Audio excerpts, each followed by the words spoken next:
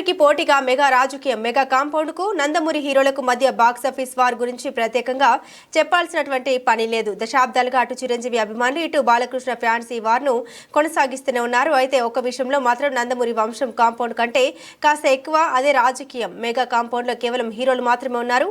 నందమూరి కుటుంబంలో హీరోలతో పాటు రాజకీయ నాయకులు కూడా ఉన్నారు.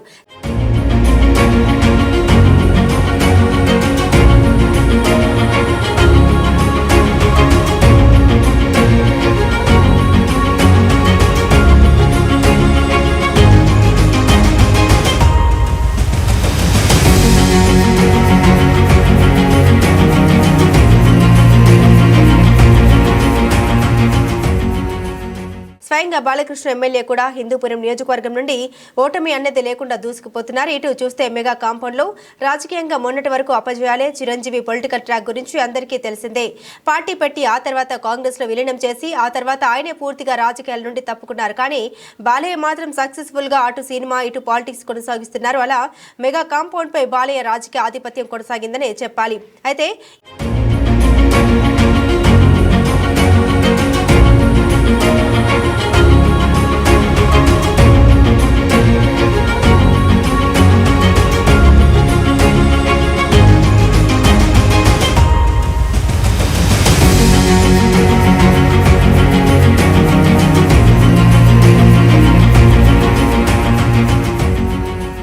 ఇప్పుడు ఈ పరిస్థితిలో ఇప్పుడిప్పుడే మార్పు వస్తుంది. నందమూరి పాలిటిక్స్ కు ధీటుగా మెగా రాజకీయం కూడా మొదలైంది. ఇకపై మెగా కాంపౌండ్ మనుషులు సినిమా పరంగానే కాదు, రాజకీయంగా కూడా ప్రభావం చూపే స్థాయికి ఎదిగే అవకాశం కనిపిస్తోంది. ఈ విషయంలో మాత్రం చిరంజీవి కంటే పవన్ కళ్యాణ్ కి ఎక్కువ క్రెడిట్ ఇవ్వాలి. చిరంజీవి అర్ధాంతరంగా రాజకీయాల నుండి తప్పుకున్నారు.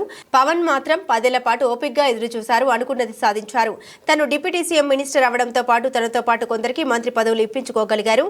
ఇప్పుడు తన కుటుంబం నుండి నాగబాబును కూడా మంత్రివర్గంలోకి తీసుకొచ్చారు. రేపు మాపో చిరంజీవి కూడా మరోసారి రాజకీయాల్లోకి వచ్చి రాజ్యసభకు వెళ్లే అవకాశం ఉందంటూ ఊహాగానాలు వినిపిస్తున్నాయి.